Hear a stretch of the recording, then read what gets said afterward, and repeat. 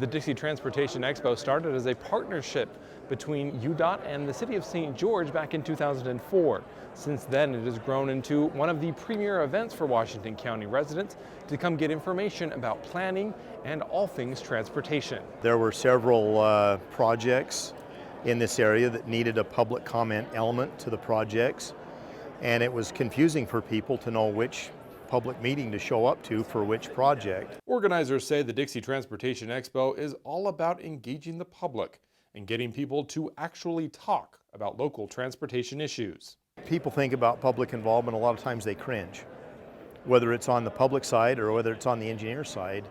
And the expo here is to try to change that around. We're looking at public involvement as a way to positively engage and communicate between designers and the public. The expo is held every year in St. George. UDOT joined several other local municipalities and planning organizations in presenting the biggest projects up for construction. Project managers say it's a chance to provide clear and accurate information to the public.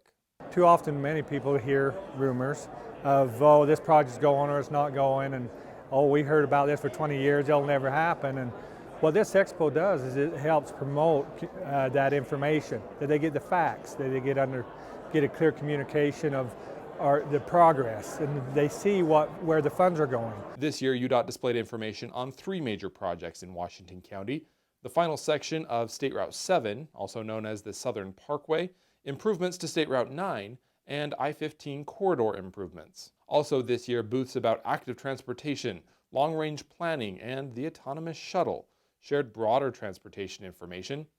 Project managers say this format is often less confrontational, and attendees appreciate the efforts to keep them informed.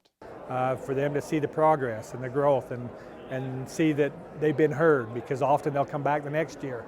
Oh, well, that was taken care of, or, and so it creates trust and respect.